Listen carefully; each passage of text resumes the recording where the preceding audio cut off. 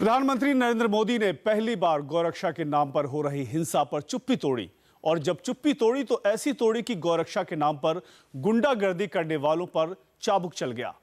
नरेंद्र मोदी अपने पहले town hall जैसे प्रोग्राम में लोगों से सीधा संवाद कर रहे थे। इसी दौरान उन्होंने साफ कहा कि कुछ लोग देश में गौरक्षा के नाम पर अपनी गुंडागर्दी पर पर्दा डालते हैं। बीते कुछ दिनों में गौरक्षा के नाम पर दलितों की पिटाई का मामला काफी उछला था। ऐसे में मोदी का ऐसा करारा प्रहार काफी मायने रखता है। मुझे इतना गुस्सा आता है।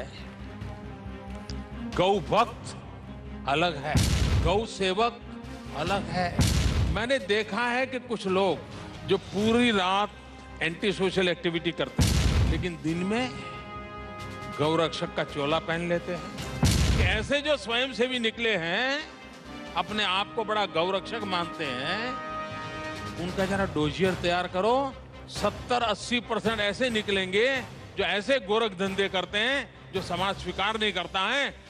हजारों लोगों की भीड़ और उसके बीच में देश के पीएम रैलियों से हटकर, वादों से बाहर होकर देश के प्रधानमंत्री नरेंद्र मोदी टाउन हॉल के अपने पहले कार्यक्रम में उस गाय पर बोल रहे थे जिसे याहू के सर्च इंजन पर 2015 में सबसे ज्यादा खोजा गया था।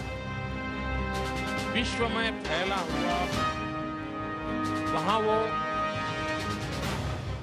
जिस पर गुजरात में पिछले दिनों इतना हंगामा मचा कि सियासत का मेला लग गया था। मध्य प्रदेश के मंदसौर में एक घटना के बाद पूरे देश में गाय को लेकर चिंता की लहर दौड़ गई थी। फिक्र हुई और गौरक्षकों पर बहस हुई। लिहाजा गणतंत्र के गणमान्य को कहना पड़ा कि 80% गौरक्षक तो गली के गुंडे हैं। इतना गुस्सा आता है। मैंने देखा है कि कुछ लोग जो पूरी रात एंटी सोशल एक्टिविटी करते हैं, कुछ लोग, लेकिन दिन में गौरक्षक का चोला पहन लेते हैं। गौरक्षा के नाम पर कुछ लोग अपनी दुकानें खोल करके बैठ गए हैं।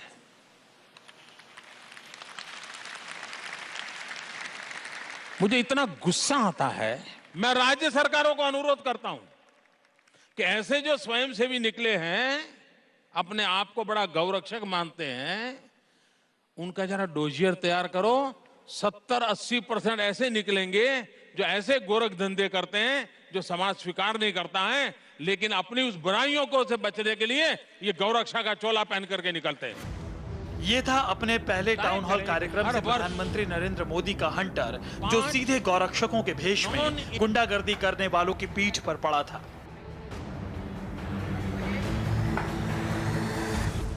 आए दिन देश में गौरक्षा के नाम पर गुजरात से मध्य प्रदेश तक अत्याचार की इंतहा के बाद प्रधानमंत्री ने पहली बार कथित गौरक्षकों की कुंडली खंगालकर असलियत बयां कर दी थी।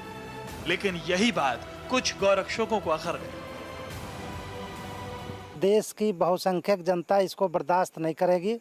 मैं नरेंद्र मोदी जी से कहूँगा, उनसे मांग करूँगा कि जल्दी से जल्दी अपने इस दिए गए वक्तव्य को वापस लें, माफ़ी मांगे, नहीं तो इस देश में उनके खिलाफ बहुत बड़ा आंदोलन खड़ा होगा।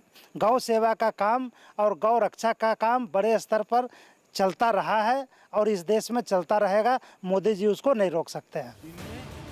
प्रधानमंत्री नरेंद्र मोदी का यह बयान इसलिए अहम है क्योंकि गौरक्षा के नाम पर दलितों की पिटाई को लेकर उनकी सरकार विरोधियों के निशाने पर है। विरोधी इस मसले पर प्रधानमंत्री की चुप्पी को लेकर सवाल उठाते हैं।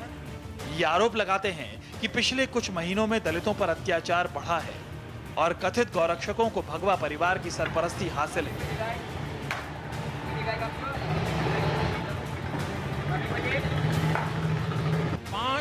लेकिन टाउन हॉल के मंच से नरेंद्र मोदी ने गौरक्षा के नाम पर असामाजिक काम करने वालों पर जबरदस्त चोट की। उन्होंने गौरक्षकों का चरित्र चित्रण भी कर दिया।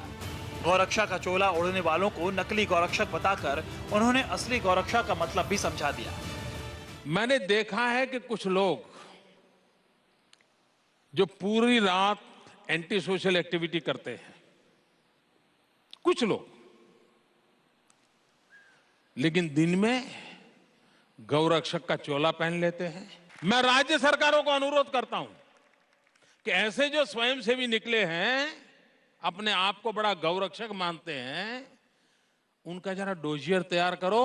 70-80% ऐसे निकलेंगे जो ऐसे गोरख धंधे करते हैं जो समाज स्वीकार नहीं करता है, लेकिन अपनी उस बुराइयों को से बचने के लिए ये गौरक्षा का चोला पहन करके निकलते हैं। गौरक्षा के नाम पर गुंडागर्दी करने वालों के इतिहास में ये दिन भी लिखा था जब पीएम खुद उनकी कुंडली खंगालने की बात कह रहे हों। ये उन लोगों को जबरदस्त फटकार थी जो कानून के माथे पर बैठकर कत्थक कर रहे थे। देश के प्रधानमंत्री ने बिना किसी किंतु परंतु के साफ साफ कहा कि सवाल ही नहीं उठता कि इस देश में कोई गौरक्षा के नाम पर गुंडागर्दी करता रहे और सरकार शांत होकर देखती रहे। मोदी जी क्या कहना चाह रहे हैं ये हम नहीं समझ पा रहे हैं। उन्हें कम से कम स्पष्ट कहना चाहिए और भारत का प्रधानमंत्री होने के नाते यदि वो किसी कानून व्यवस्था या किसी उस ओर इशारा करना चाह रहे हैं तो ये सब चीजें उन्हें स्पष्ट करनी चाहिए।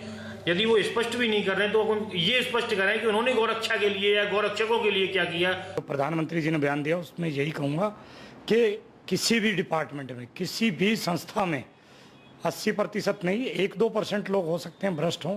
अब हम गुड़गांव में गोरक्षा दल चलाते हैं।